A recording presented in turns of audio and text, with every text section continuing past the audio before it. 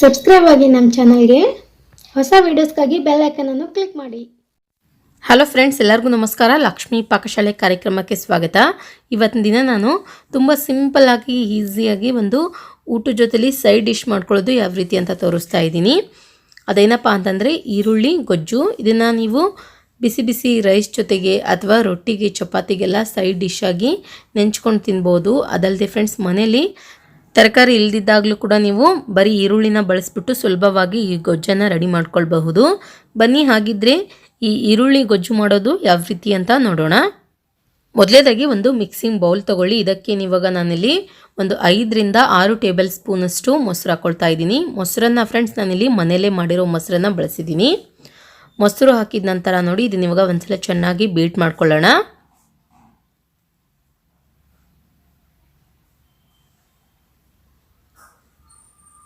Okay ನೋಡಿ, ಇವಾಗ ಮೊಸರಲ್ಲಿ ಚೆನ್ನಾಗಿ ಬೀಟಾಗಿದೆ. ನಂತರ ಗ್ಯಾಸ್ ಆನ್ ಮಾಡ್ಕೊಂಡ್ಬಿಟ್ಟು ಒಂದು ಪಾತ್ರೆ ಇಟ್ಕೊಳ್ಳಿ. ಪಾತ್ರೆ ಚೆನ್ನಾಗಿ ಬಿಸಿ ಆದ ನಂತರ ಎಣ್ಣೆ ಹಾಕ್ಕೊಳ್ಳೋಣ. ಎಣ್ಣೆ ಚೆನ್ನಾಗಿ ಬಿಸಿ ಆಗಬೇಕು. ಎಣ್ಣೆ ಚೆನ್ನಾಗಿ ಬಿಸಿ ಆದ ನಂತರ ಇದಕ್ಕೆ ಇವಾಗ ಒಂದು ಅರ್ಧ ಟೀ ಸ್ಪೂನಷ್ಟು ಸಾಸಿವೆ ಹಾಕ್ಕೊಳ್ಳಿ. ಅದಾದ ನಂತರ ಬೆಳ್ಳುಳ್ಳಿ ಹಾಕ್ಕೊಳ್ಳೋಣ. ಒಂದು ಗಡ್ಡೆಯಷ್ಟು ಬೆಳ್ಳುಳ್ಳಿನ ಸಿಪ್ಪೆ ಸುಲಿದ್ಬಿಟ್ಟು ಜಜ್ಜಿಬಿಟ್ಟು, ನಂತರ ಅರ್ಧ ಟೀ ಸ್ಪೂನಷ್ಟು ಜೀರಿಗೆ, ಒಂದು ಸ್ವಲ್ಪ ಕರಿಬೇವಿನ ಸೊಪ್ಪು ಹಾಕ್ಕೊಳ್ಳಿ. ನಂತರ ಫ್ರೆಂಡ್ಸ್, ಇಲ್ಲಿ ನಾನು ಒಂದು 2 ರಿಂದ 3 ಮೀಡಿಯಮ್ ಸೈಜ್ ಈರುಳ್ಳಿನ ಸಣ್ಣದಾಗಿ ಹೆಚ್ಚಿಬಿಟ್ಟು ಹಾಕಿದ್ದೀನಿ. ಈರುಳ್ಳಿ ಸೇರಿಸ್ಕೊಂಡ ನಂತರ ನೋಡಿ ಇದನ್ನ ಇವಾಗ ಚೆನ್ನಾಗಿ ಫ್ರೈ ಮಾಡ್ಕೊಳ್ಬೇಕು, ಸ್ವಲ್ಪ ಕಲರ್ ಚೇಂಜ್ ಆಗೋವರೆಗೂ.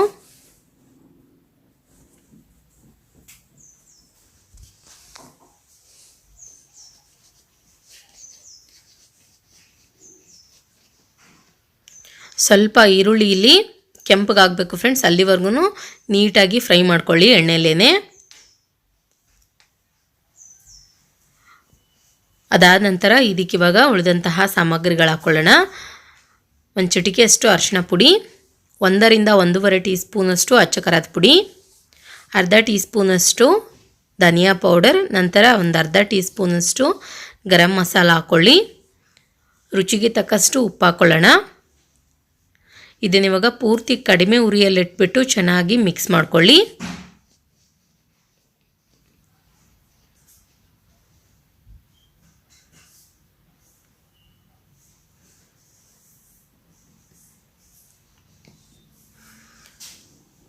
ಓಕೆ ನೋಡಿ, ಇವಾಗ ಈ ರೀತಿಯಾಗಿ ಮಿಕ್ಸ್ ಮಾಡ್ಕೊಂಡ ನಂತರ ಇದಕ್ಕೆ ಇವಾಗ ಟೀ ಕುಡಿಯೋ ಕಪ್ಪಿಂದ ಒಂದು ಅರ್ಧ ಕಪ್ಪಷ್ಟು ನೀರು ಹಾಕ್ಕೊಳ್ಳೋಣ.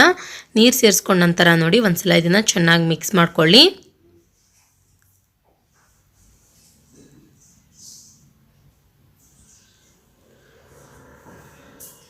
ನೋಡಿ ಇವಾಗ ಈರುಳ್ಳಿ ಇಲ್ಲಿ ಸಾಫ್ಟಾಗಿ ಆಗಿದೆ. ಇದಕ್ಕೆ ಇವಾಗ ಮೊಸರು ಹಾಕ್ಕೊಳ್ಳೋಣ. ಬೀಟ್ ಮಾಡಿರುವಂತಹ ಮೊಸರು ಹಾಕಿದ ನಂತರ ನೋಡಿ ಕಡಿಮೆ ಉರಿಯಲ್ಲಿಟ್ಬಿಟ್ಟು ಚೆನ್ನಾಗಿ ಇದನ್ನು ಮಿಕ್ಸ್ ಮಾಡ್ಕೊಳ್ಬೇಕು.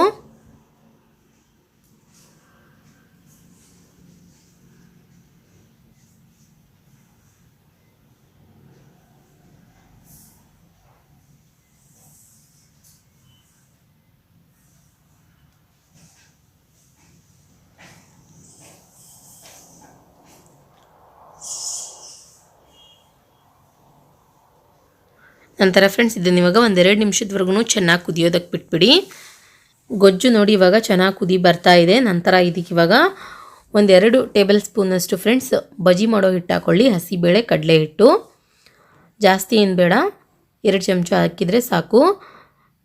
ಹಿಟ್ಟು ಹಾಕಿದ ನಂತರ ನೋಡಿ ಒಂದ್ಸಲ ಇದನ್ನು ಚೆನ್ನಾಗಿ ಮಿಕ್ಸ್ ಮಾಡ್ಕೊಳ್ಳಿ.